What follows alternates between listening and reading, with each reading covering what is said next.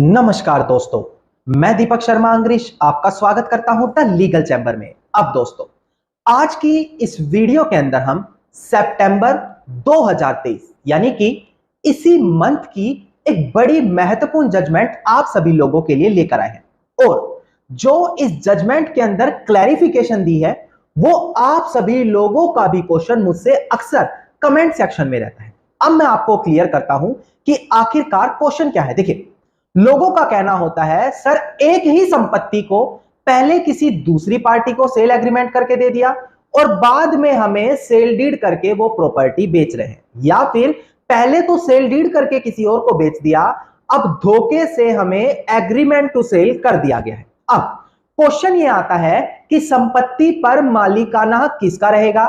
क्या किसको पहले संपत्ति दी गई है उसका होगा, या फिर दूसरी पार्टी का होगा, या फिर जिसके पक्ष में सेल डीड है उसका होगा, या एग्रीमेंट टू सेल जिसका है उसका होगा, या फिर दोनों को ही कैंसिल करके पुराने ओनर को जमीन दे दी जाएगी। ये सारा कंसेप्ट मैं आज की वीडियो में आप लोगों को क्लियर करके देने वाला हूं। अगर आपके साथ भी ऐसी कोई धोखाधड़ी हुई है जहां पर एक संपत्ति को एक से ज्यादा बार बेचा गया है, तो क्या क्या प्रिकॉशंस आपको वहां पर लेनी है, यह भी मैं आज की वीडियो में आपको क्लियर करके देने वाला हूं। अब दोस्तों, अगर आप लोगों को हमारी ये वीडियो अच्छी लगती है, आप लोगों को हमारी तरफ से किए गए एफर्ट्स अच्छे लगते हैं, तो मेरा आप लोगों से अनुरोध है वीडियो को आप लाइक जरूर करें और साथ ही साथ अपना वैल्यूएबल कमेंट सेक्शन में जरूर लिखें। तो चलिए दोस्तों, अब आज की इस वीडियो को हम ज्यादा लंबा ना करते हुए आज की इस वीडियो को स्टार्ट करते हैं।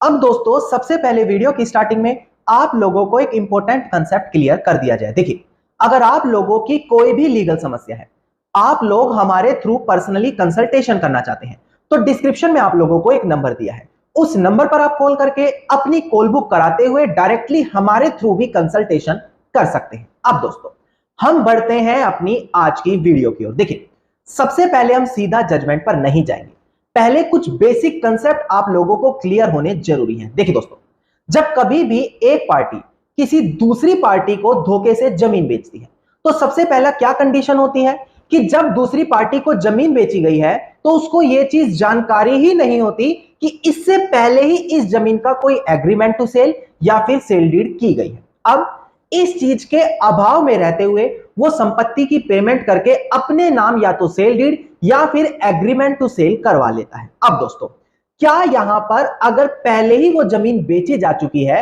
उसके बावजूद दोबारा से उस जमीन का एग्रीमेंट टू सेल या सेल डीड की जा सकती है? इसका जवाब होगा नहीं दोस्तों। अगर एक जमीन का पहले ही चाहे एग्रीमेंट टू सेल हो गया है, किंतु अब बाद में अगर किसी दूसरे व्यक्ति को सेल डीड की जा रही है, तो कानून में उसको वॉइड माना जाएगा, यानी कि कानून में उसको लीगली नहीं माना जाएगा।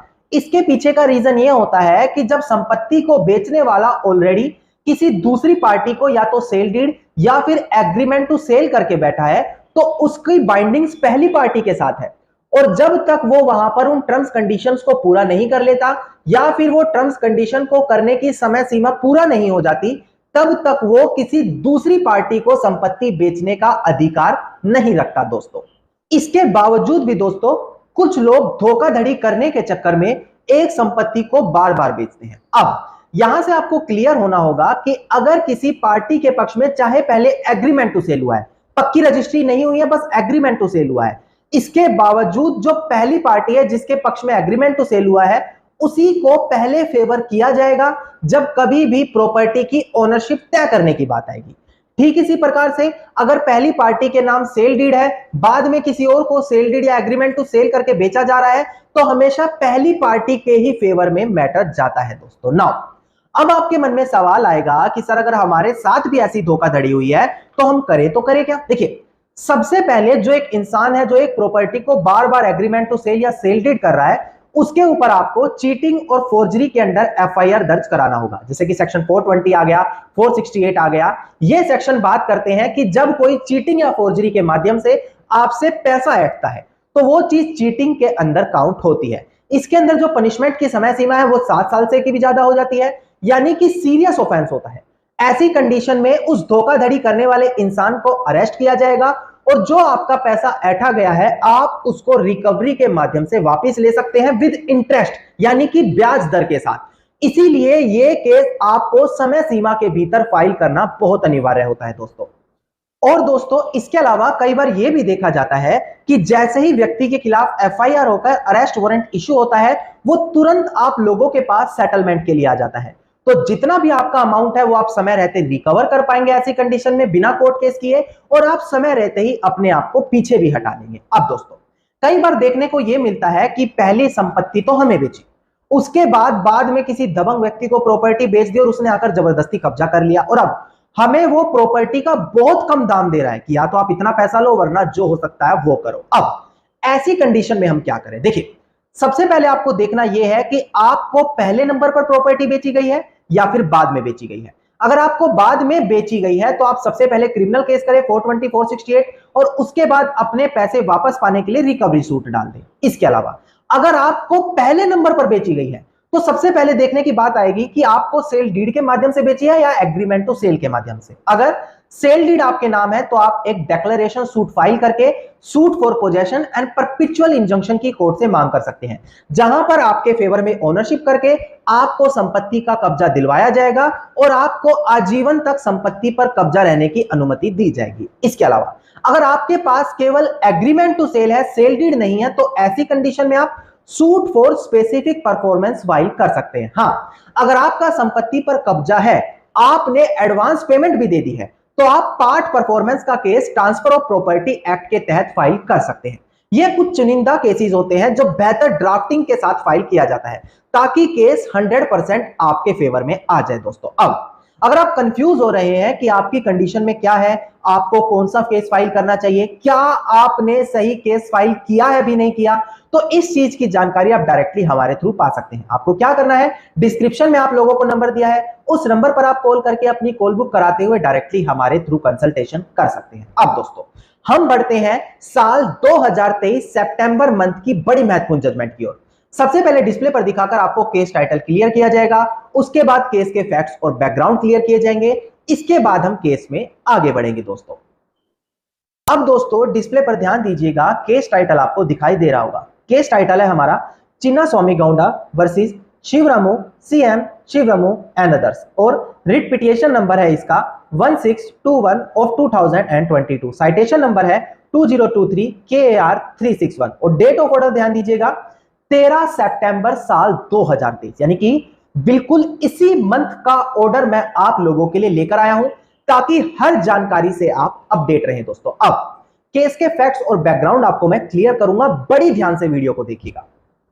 अब दोस्तों प्रेजेंट केस के अंदर प्लेंटिफ की तरफ से suit for specific performance file किया गया है, क्योंकि जो यहां पर डिफेंडेंट के फादर थे उन्होंने एक एग्रीमेंट टू सेल प्लेंटिफ के पक्ष में किया था। नाउ प्लेंटिफ का कहना है कि जब एग्रीमेंट टू सेल मेरे फेवर में हुआ है तो जो लीगल हियर्स हैं डिफेंडेंट के, जो जिसने एग्रीमेंट टू सेल किया उनके जो लीगल हियर्स हैं वो मुझे अब प्रॉपर्टी रजिस्टर्ड करने के लिए मना कर रहे हैं। अब दोस्तों जैसे ही ट्रायल कोर्ट के सामने ये केस फाइल किया गया तो यहां पर क्या हुआ, बहुत सारे डिफेंडेंट और ऑलरेडी उठकर केस में आ गए। उनका कहना है कि इस एग्रीमेंट टू सेल के करने से पहले हमें ऑलरेडी इन प्रॉपर्टी की प्लॉटिंग वाइज करते हुए सेल डीड कर रखी है, तो ऐसी कंडीशन में हमें भी इस केस के अंदर पार्टी बनाना चाहिए ताकि कोर्ट ये सही तरीके से एनालाइज कर पाए कि प्रॉपर्टी पहले हमें बेची गई है और बाद में मृतक की तरफ से धोखे से एक एग्रीमेंट टू सेल प्लेंटिफ की तरफ किया गया है। नाउ दोस्तों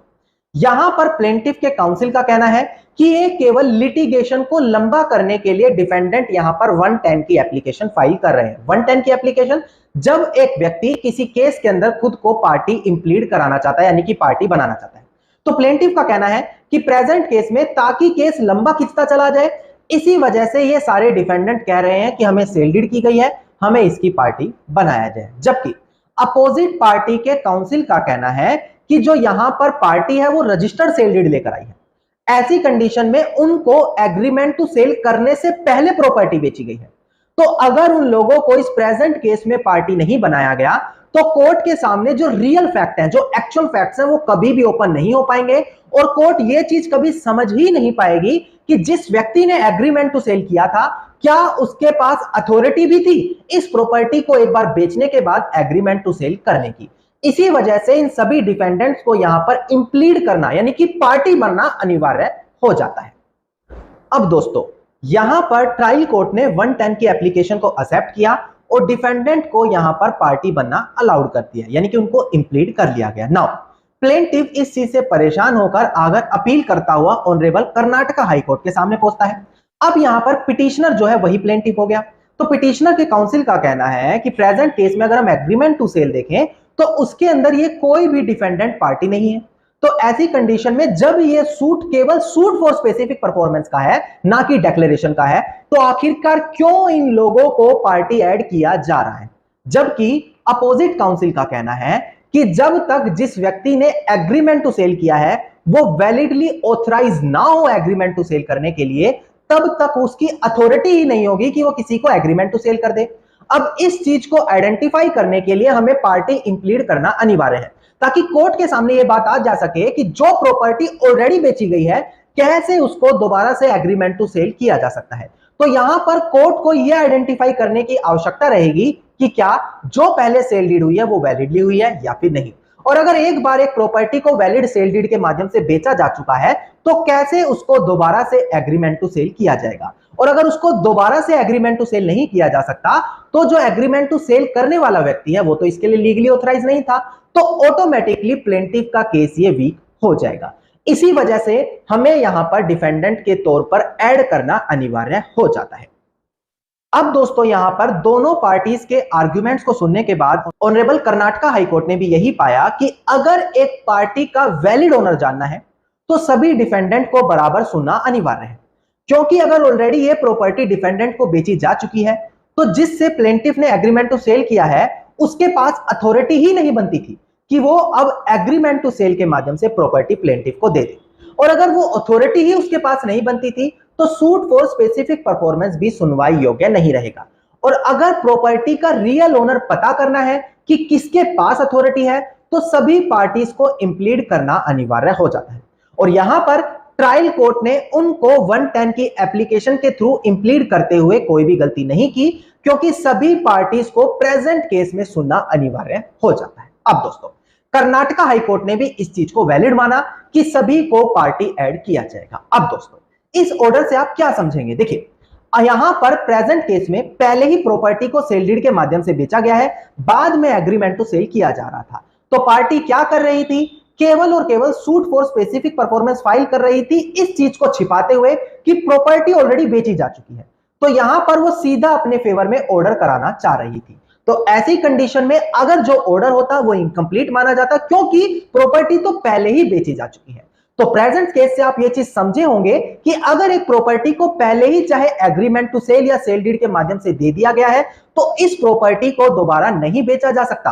और अगर कोई छिप छिपाकर क्लेवर ड्राफ्टिंग करते हुए केस फाइल करता है तो अपोजिट पार्टी 110 की एप्लीकेशन फाइल करते हुए इंप्लीड कर सकती है और अपने फेवर में कोर्ट की डिग्री पा सकती है। दोस्तों धन्यवाद। दोस्तों उम्मीद करता हूं वीडियो के अंदर मिली जानकारी आप सभी लोगों के लिए बेहद ज्यादा लाभदायक साबित होगी। वीडियो के अंदर अगर मिली जानकारी आप सभी लोगों को अच्छी लगी तो वीडियो को आप लाइक शेयर और कमेंट जरूर कीजिएगा। वीडियो से जुड़ा अगर आप लोगों का कोई भी क्वेश्चन है तो आप कमेंट सेक्शन में मुझे लिख सकते हैं। इसके अलावा अगर आप पर्सनली कंसल्टेशन करना चाहते हैं तो डिस्क्रिप्शन में आप लोगों को नंबर दिया है, उस नंबर पर आप कॉल करके अपनी कॉल बुक कराते हुए डायरेक्टली हमारे थ्रू कंसल्टेशन कर सकते हैं। इसके अलावा अगर आप इसी प्रकार की इंफॉर्मेटिव वीडियोस रोजाना पाना चाहते हैं तो चैनल को सब्सक्राइब करते हुए नोटिफिकेशन बेल आइकन आप जरूर दबा दें